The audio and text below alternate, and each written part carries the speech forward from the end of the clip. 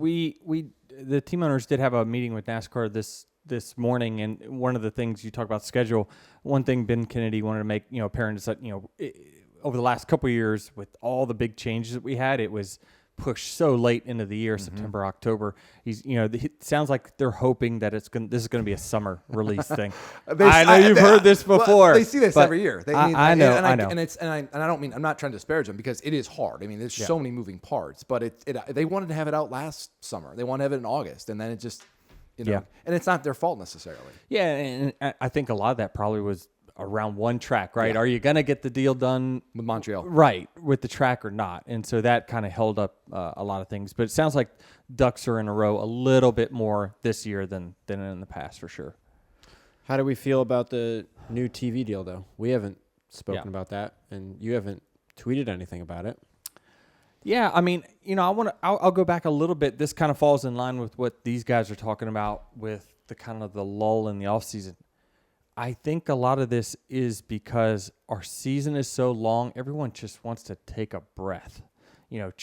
It's so long and grueling that, I mean, even the race teams are just, I mean, they are checked out for a month and a half. So, it's hard because we don't have summer break. We don't have the summer break like F1 has or what have you. We go for, 39, 40 weeks or something like that. And it's hard. And when it's finally over, everyone's just like, you finally hit the couch at the end of a long day and you're just like, don't talk to me. I don't want to be on social media. I just want to take a break from it all. And that's probably why it's tough to, get some different stories. Now, in the contrast, not a lot of moving parts either. I think that there's probably less turnover on teams than there's ever been before. I mean, it used to be this crew chief's going to a new organization or whatever. Short of the colleague and trackhouse swap, is there any other crew chiefs leaving one organization going to another? Not that I know of. I'd have to go look, not at the top of my head. Right, but that has been a thing that is triggered in the past. Now, the only thing that is big in our sport that has a big performance is pit crew guys. Now, they do move around, but we don't hear about them as much. But it's certainly a big. It will be a big topic in the summer when we're talking about who lost on pit road or who won on pit road. So, that's just it's part of our sport. The one thing that's really unique about NASCAR, and I think it's to its detriment, is you look at the NFL, you look at the NBA. They have done a really good job in their offseason of having events, right? And the NFL's got the draft, and then it's got free agency and the combine, and then camp start. And it's like once a month they have one thing they can circle to. Now, the NASCAR offseason's only 2 months long or about. And the free agency in NASCAR is so weird because everything is decided mid-season for the next year. But it's like come mid-November, come December, there isn't anything to like look forward to and anticipate. Yeah, well, superstars are changing teams. Yeah, Tyreek Hill, he's leaving Kansas City, he's going to Miami, right? It's just your superstars. When the contract's up, they just we got another one, right? I'm staying where I'm at. I'm happy where I'm at. They're happy with me, and you just kind of you keep going. It doesn't. There's not a big free agency period in NASCAR like it is in other sports. But also, like Jordan said, because the NASCAR season is so long that these things that happen in the NFL offseason are just packed into the NASCAR regular season, right? Like the charter deal seems like that's something that you would discuss in the offseason. Mm-hmm. But because the NASCAR season is 10 months long, it's just a part of it. And you have free agency stuff. It's like, and I get why it is. You have sponsors, you've got businesses that have to make decisions for their quarterly reports, the following year. They've got to know 6 months in advance. But it would be great if a lot of the free agent signings, if Kyle Busch is going to Richard Childress Racing, they're not making that announcement in September. They're making it in December. Then people are like, oh, and NASCAR's in the headlines again. Mm-hmm. That's a big story. Things like that. But again, you can't change it. It is what it is. Yeah, people like you are trying to get it out as quick as possible. Yes, absolutely. We used to also have, more stuff media-wise to do in January. There used to be almost, I think it was 5 days, right? 4 or 5 days of a media tour, right? Where everybody would come and go to every shop, and then you'd hear from everybody. And that's one of the things that got cut as the sport started getting smaller and stuff. But that was at least something to talk about. The sport's getting smaller. revenue is an all-time high for the sport. It feels like the sport's getting smaller. If you think about the weekends getting smaller, I guess the schedule's not getting smaller itself, but. And this is what I struggle with. There's no testing. There's no practice. It's expensive, Jeff. That's expensive for us. But I struggle with this because I know, but the revenue would say otherwise. It's bigger than it's ever been. I mean, it's an interesting thing. You feel like it's shrinking, yet it's bigger than it's ever been in a financial aspect. So how much can we cut the grass before there's no grass to be cut?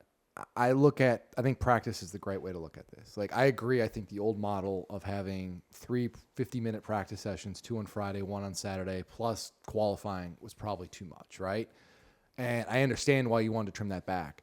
But to have it too often, it feels like going into a weekend, it's like you don't even know there's a race sometimes, or feels like there's a race. It's like, boom, cars on the track for 20 minutes. Mm-hmm. They're practicing, they're qualifying. Oh, we're racing the next day. Yeah. There's no anticipation. You talk about the Rolex, right? And they had so many practice sessions. There was always different things going on the racetrack. There's a little bit of buildup. There's a happy medium. What it was before was too much. What it is now is too little. But something in the middle there is just right. And there needs to be, this is a big time sport, and it is expensive. And I understand you have to keep budgets and everything like that, but you got to be mindful of the fact that you still have a product to do. Like, NFL teams aren't cutting back on what they're offering fans in terms of on-field action. Like, we've reduced on-track content, for sure. And I don't know, and that's not a good thing because that is what you're selling. Yes. And so if you're trying to sell a sport, you're now taking less inventory and trying to sell them. How do you do that? I don't know the answer to that. It has to be financially viable for the teams to do it. I mean, that's just the bottom line, or else you're going to have 1 or 2 teams drop out of business every single year. If we had to do full practice, the Friday, the Saturday, the Sunday, let's just rewind the schedule pre-COVID, 2019. There's no way 2311 would be able to sustain. And that's There's absolutely no way because of, what we budget for sponsorship revenue versus what we get from NASCAR. It will not make sense. So now what NASCAR has done and says, okay, y'all can't afford it. We're not, we're going to just help you guys save money. All while revenue has continued to go up. So that's, that probably will be the sticking point, I think, in the future, and probably part of y'all's storylines, but, we got to let it play out. We certainly, I can't speak for the TNC. They're the ones who have been in the in-depth negotiations and sitting in rooms with, NASCAR for hours on end, right? But here we are in the 11th hour again, right? And, we tried to start these conversations 2 years ago, and it's been just delay. And then now here we are, we're at the end of the rope. So it's just an interesting and it's a tough spot to be in. NASCAR just signed this new TV deal, which, it sounds great. I until we know everything about it, we don't really know, how it all flows and everything. So I think, there's certainly some work to be done, right? Do I believe we are closer to a deal now than 12 months ago? I don't think so. I mean, I don't think so.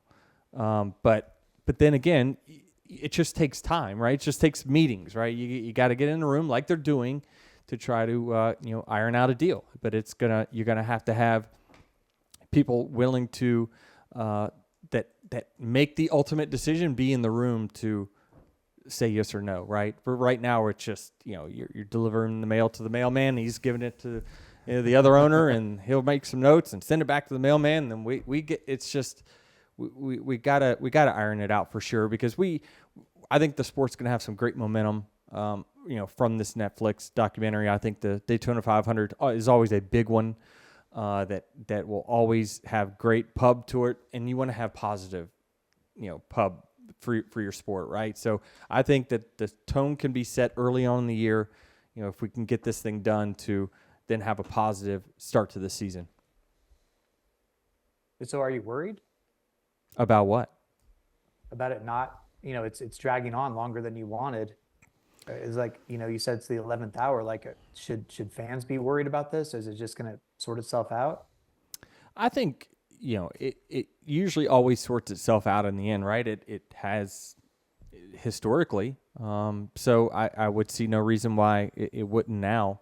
But, it's just been a very, very slow moving turtle to this point. And certainly we did not want to wait till this late, right? And we've already had to extend once. And so I think that, we try to have those conversations early, but they didn't know what the media landscape was going to be. Now they figured that out. I think they're in a much better position to certainly transfer that information into what would be a fair, equitable deal for both sides. So you sound pretty confident then. I mean, I hope so. I mean, it's going to get done. You just have to kind of. It's positive vibes only here.